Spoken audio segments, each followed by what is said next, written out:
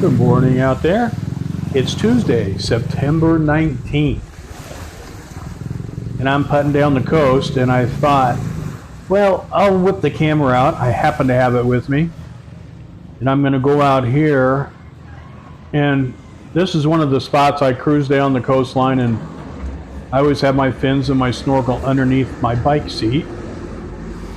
So I just kind of plunge in whenever the tide's right.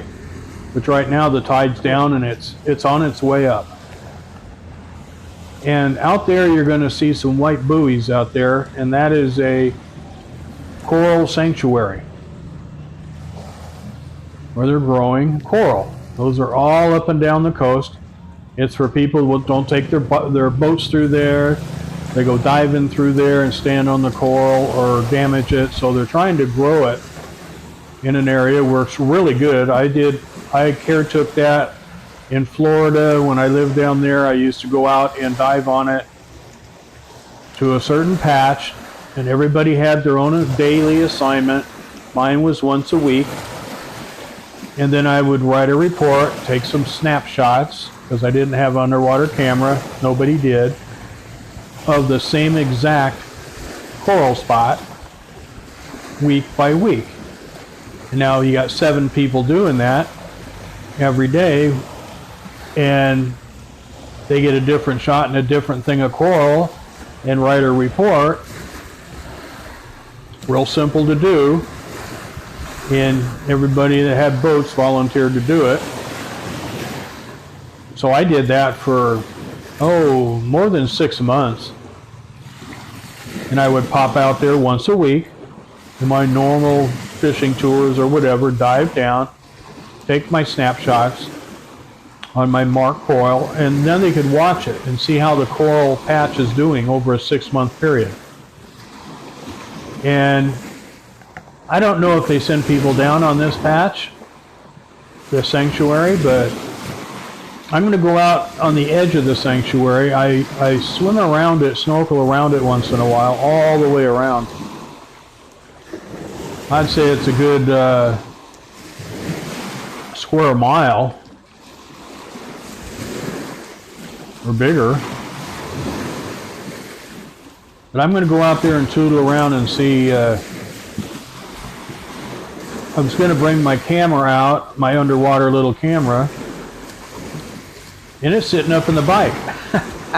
So I'm going to go out there and swim around it on the right hand side, and then I'm going to come back and get my camera and do some underwater stuff. You know, there's like blue starfish and coral and all those stripy little fish, and they're all around the coral reefs. And this is one nobody pays attention to. A couple of dive centers come out here once in a while. But they go down to Darwin, and they have the same thing down there.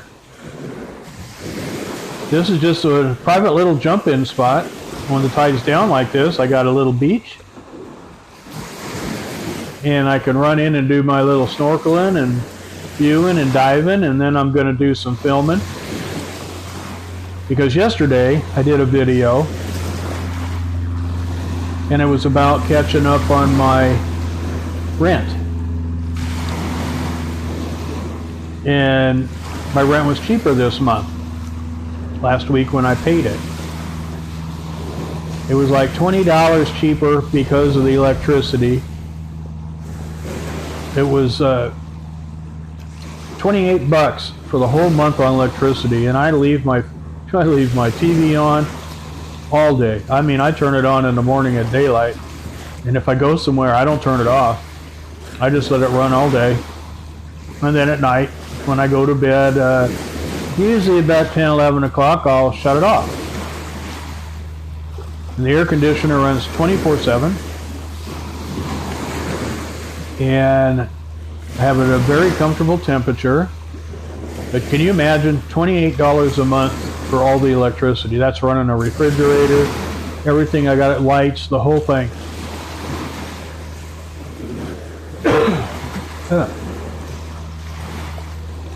So anyway, I put that on there, and I filmed some things that I got because I got my driver's license yesterday morning.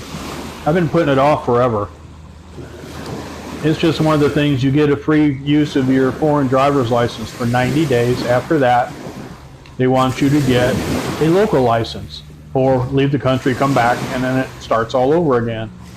Well, mine's been like over 4 months now, and I'm like, yeah, I'll get over there because, you know, it's a hassle. It's just another thing.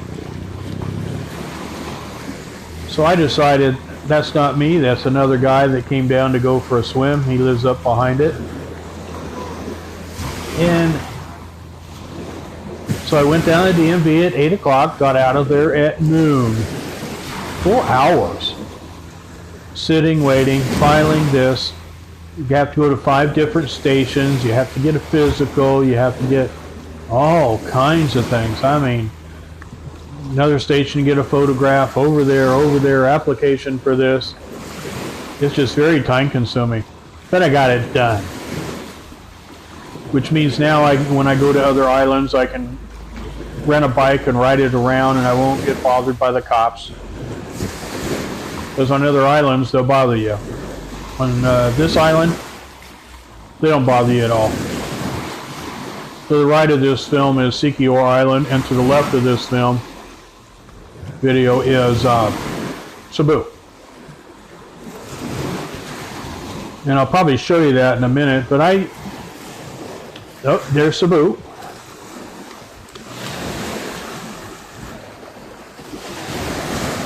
And there's Siquijor over by those clouds. So I got my driver's license. I got all these things all ready to go. There's so many things you got to do to stick around here, and it just seems like I kept putting some off and putting them off. I was too busy. I go here, now I'll do it another day. And so now I'm getting where I really don't have to do anything, because you have to get a alien certificate of registration, an ACR card. You have to get that after 3 months, 90 days. So I got that. And then after that, you can get your driver's license and open a bank account. Only if you talk to the banker at the right bank. They all won't do it. A lot of them want you to wait 6 months. There's a couple, though, that let you open a bank account after 30 days. Or 90 days when you get your certificate, alien certificate of registration. So that was a busy day yesterday, getting that taken care of and just getting that done. So I'm just riding down the coast today, and I decided I'm going to pull over here. I'm still got to go out and film the coral and all the other stuff that I wanted to get. I still don't have an idea. I just don't spend time sitting playing with my devices. I'm out doing stuff, so I get home and then I go, okay, well, let me figure out how to download this off this little camera, which is Wi-Fi set up, which is okay. But I don't have it where I can plug it into my phone and upload it to my phone, which I need to do to put it in my videos. But anyway, I'm going to go out and load up some more film or video of this coral area, and you can see those little white buoys way out there. I'm going to focus in on them here in a minute. And then I'm going to sit here and one day, when I get in the mood, I'll figure out how to upload it to my phone so I can show you some underwater stuff. Because the water's like a swimming pool. It's clear as a bell. You got all this color, all the colors, the coral is all different colors, fish and starfish and everything, all different colors. It's just like what you see on any kind of nature show on TV. It's the same thing.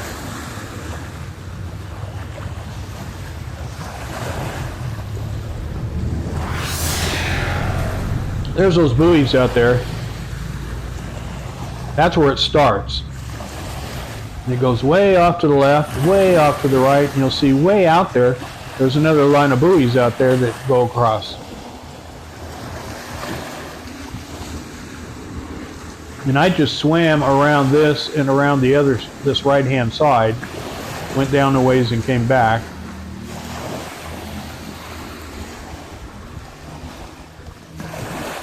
So now I'm going to go out there because I found some neat little coral things to film. They don't have the markers. They left enough outside of it where people can dive up there and stuff and visit it without going inside the reserve, which is nice.